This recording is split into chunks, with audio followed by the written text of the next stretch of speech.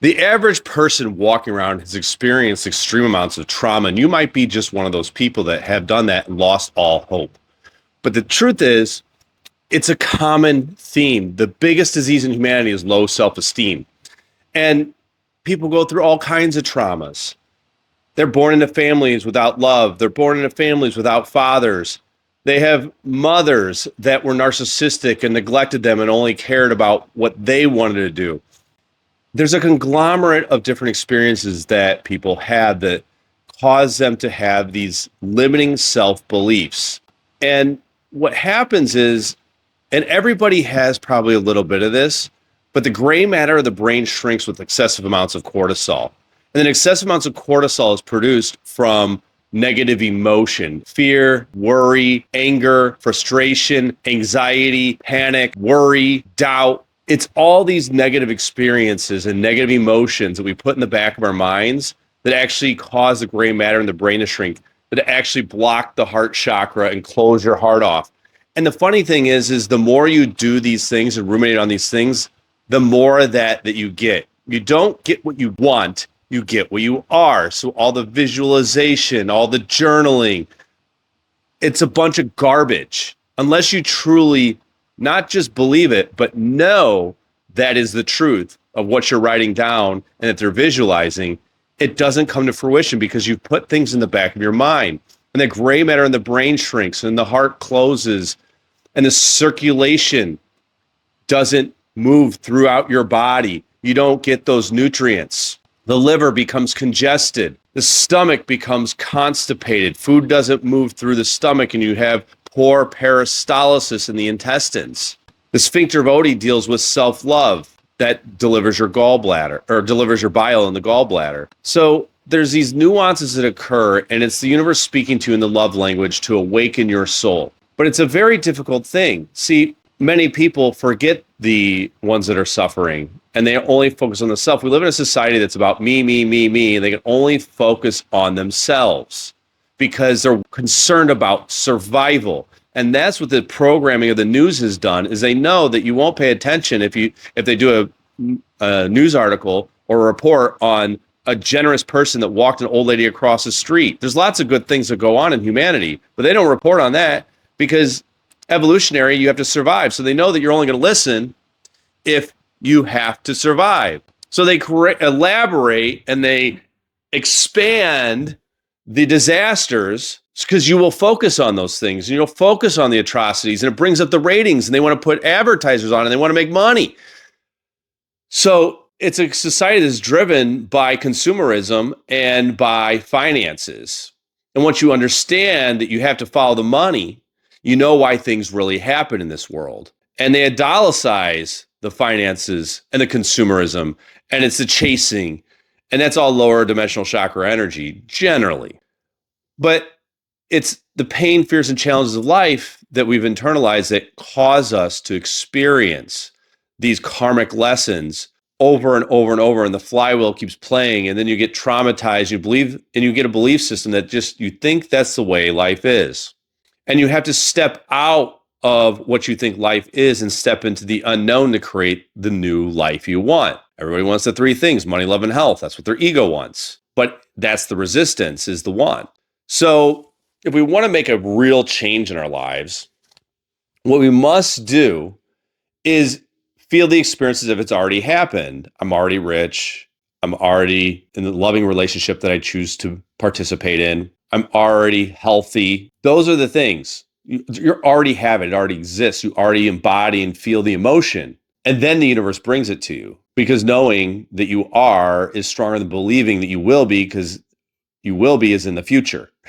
It's the future. It's not now, right? Spontaneous remission of illness is possible. Crazy things like tumors shrinking and cavities can disappear against conventional wisdom. But if you believe it can't happen, then it can't happen, because we know that when a particle is shot down, or an atom is shot down a particle accelerator, that it goes where the mind perceives it will go. And your body is just a bunch of atoms comprised together to make up the matter through a magnetic wave in your mind. It's just a wave of collapsing and opening. So if a wave totally collapses, that's when you're dead. If a wave of light or a photon, if photons don't move, you're dead.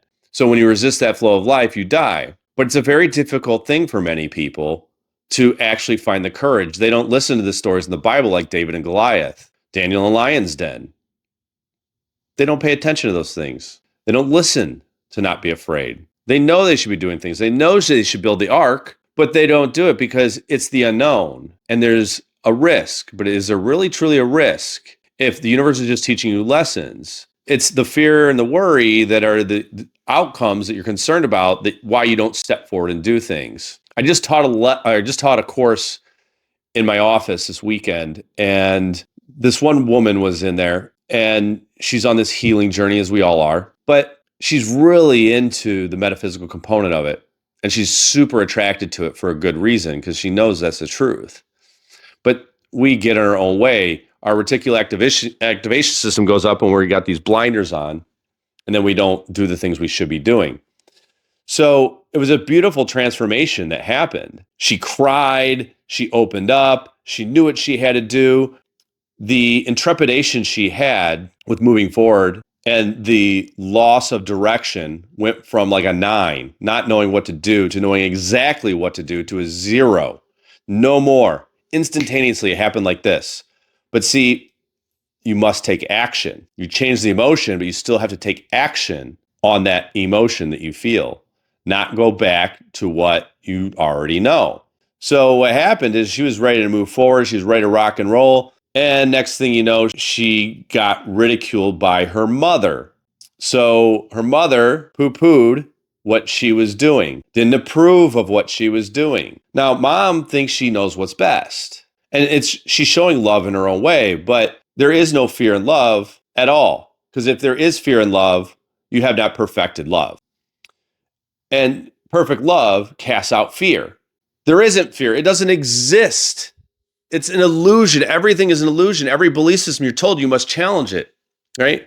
So she went back to the programming and listening to her mother to not rock the boat. So she develops her soul's evolution. She puts it off to make other people happy. It's none of your business how other people feel at all. That's their issue to deal with, and not in a narcissistic way. It's that she's trying to control you. You're not hurting anybody. You're just living your life doing what you feel is right and learning the lessons. But you blunt your soul's growth when you listen to other people, and you know it's not the right thing to do, but you do it anyway. So she didn't move forward. She didn't take the time to put herself first. And it wasn't in like she was hurting anybody. She was hurting nobody. She was just wanted to take a course. That's all she wanted to do.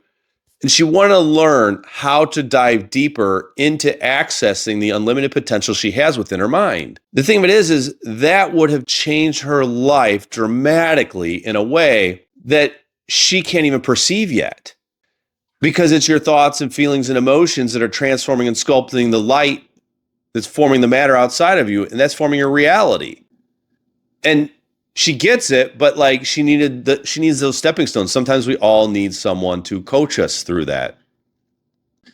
And I'm one of these people who believes that every single person, every soul here that's descended into this earthly plane has the ability to grow, has the ability to change. There's a beautiful part in every soul. And it's the events that occur in our lives that beat us down over and over and over. You know, these certain groups like the Bilderberg group, the Illuminati, right? The Masons, right? They actually have handbooks. And in these handbooks, they're actually explaining that the general population is like a bunch of rats and they don't mind using everybody. It's not a big deal to sacrifice a few for their benefit and for the benefit of all of humanity. Not a big deal. But the Bible teaches us something else. And what the Bible teaches us is to defend the weak and the fatherless. Uphold the cause of the poor and the oppressed. Rescue the weak and the needy. Deliver them from the wicked. And it is evil to use other people. I don't care. Like, I actually called her because I genuinely care. And what I told her is I explained to her the situation. Your mother loves you the best way that she knows how. And she's trying to take care of you in a way because she feels it's not safe for you to take this course or branch out or spend money, whatever her aversion was, because that's what she would do. But just because that's not what she would do does not mean that is the best thing for you as an individual. So she's showing love in the best way she knows how, but control is a form of bondage, and bondage leads to suffering. So she's trying to protect other people by what she would do, but she actually caused a big disservice to her own daughter. That's not love. Love is allowing people the space to learn the lessons on their own, allowing them to evolve their soul. Understanding. See, forgiveness is one of these things where it's not about approving of someone's behavior. It's about understanding it. That's it. You don't need to attach to it. You just understand why they did what they did. So you're able to let it go because you realize that they just had bad programming, right? People are loving in the best way they know how. They're not doing these things on purpose. They're in a programmed state of survival, which the news and the courts and everyone that's usually in the authoritarian positions are preying on. So when we look at what society has done, when we look at these cults and they've put the court orders in place to control everything, and you have to understand, like, a lot of those rituals are actually, many of them are Luciferian, banging the gavel, making you stand up. It's making you go through rituals that are saying, I have authority over you, when the only person who has authority over you is God. You're a light being manifest into physical matter.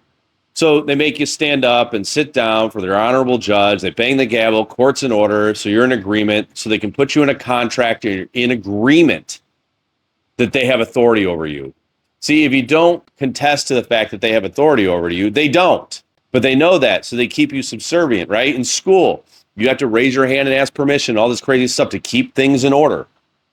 Everything must be orderly. You can't have your own free will. This way, you can be that obedient, militant worker, and you can produce for society as a whole. We're all in this together is the narrative.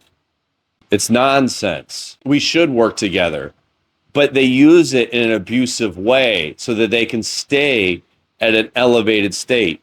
You can stay the worker bee. That's all it is. The whole women's movement was nothing more than getting more people in the workforce to pay more taxes.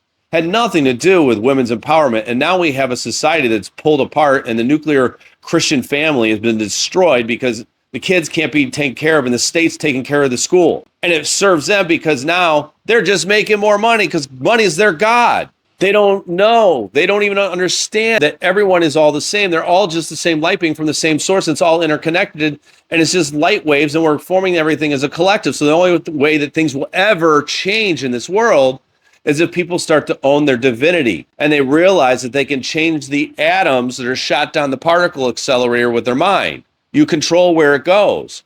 You don't need to listen to the guy that's banging on the gavel. You just need to follow biblical principles. You don't need to follow the commandments, just like Jesus said. Those are the rules, right? Those are the absolute rules. If you love me, you will follow my commandments. That's what he said. Look, he didn't say just believe in me and you're saved. He said, if you love me, you will follow my commandments. So we have to realize that society has us in a chokehold, and everyone's going to have different viewpoints, and we're not always going to get along. We're not always going to agree, and everybody's got a different lesson they need to learn, and we're attracting different people in our lives to learn a lesson so our souls can ascend. But I actually believe not what the elites believe. I believe the people that are oppressed can wake up, that they shouldn't just be used. They shouldn't be oppressed. You shouldn't keep people down. You shouldn't put the boot on their neck. But I don't believe in charity either. I believe in giving people opportunity. But the opportunity you give them doesn't come free. See, if it's free, there's no value. So there has to be an exchange there where it's just challenging enough that it's a struggle for them because they'll value it, because they have to get value out of it because it was a struggle. See, if you only charge $100, most people can afford that.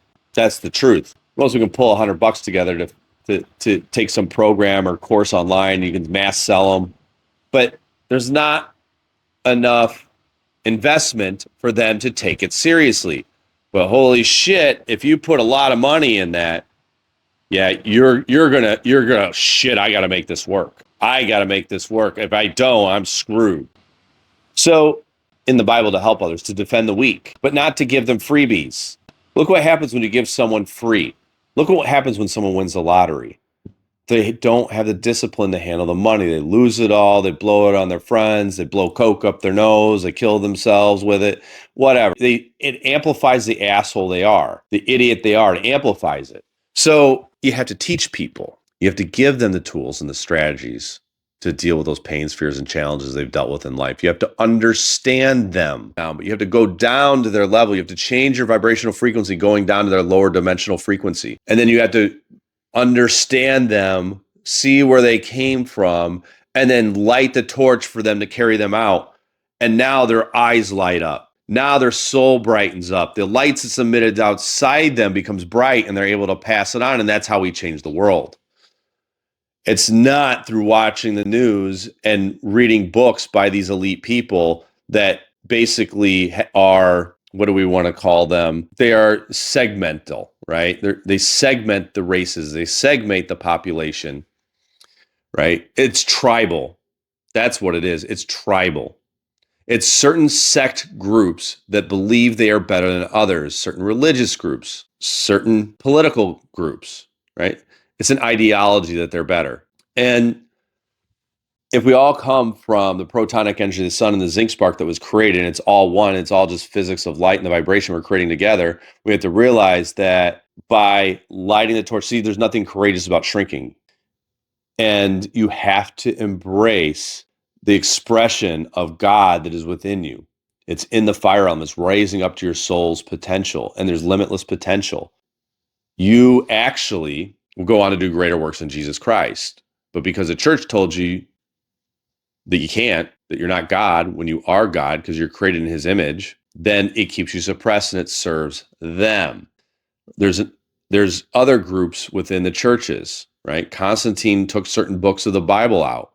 He didn't want the people knowing the power that was within them. He hired sect groups to suppress the realization that the power was in your mind and the connection to God is in mind-heart coherence in realizing that the power of the sun and the vibrational frequency within you. That's the Knights of Templar. That was their job, to suppress that secret that God is within you. You'll spend your entire life looking for God outside of you, keeping wishing that he would just grant you the wish and you'd once be wealthy, but it was the power that was within you, that was a field of energy that you're changing outside of you that manifests the thing that you want. But you have to know it's already in you. So the truth to everything you always have to go back to is that it takes radical responsibility.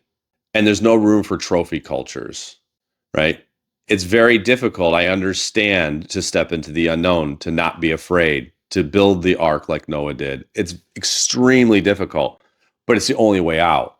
And it's the only way things change. And you can't force the world to change. A courageous man wants to change the world, but a wise man always just begins with himself. And how other people treat you is their path, and how you react is yours.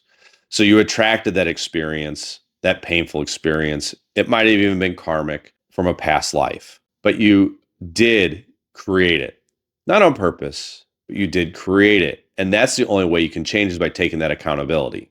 So we can change the world, but we have to invest in ourselves, and we have to know the steps to take, and we can't embrace fear. And just because something went wrong the one time, just find out why it went wrong. Change your belief systems around that.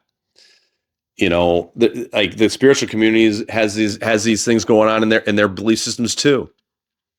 The spiritual community thinks that when you're around others, it influences your energy. Only surround yourself around positive people. Don't be around the negative ones. Are you that weak that you allow the negative people to influence you and drag you down? That's the most insane thing ever. How much of a weak little bitch are you?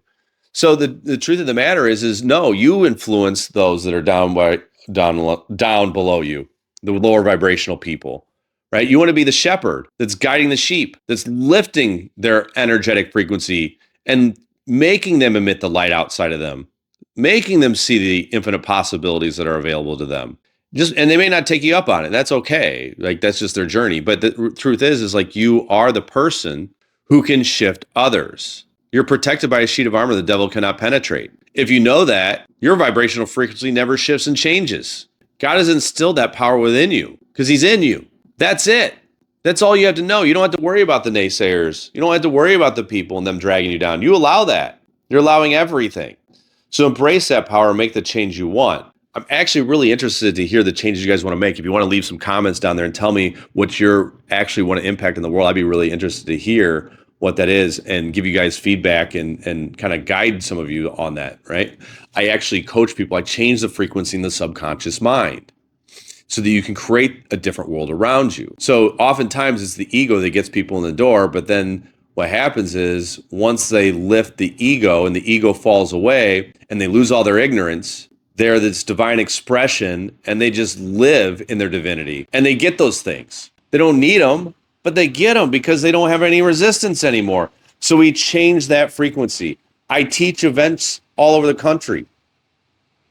I'm starting to lecture more and more and more. So if you guys want to attend an event, let's put one together.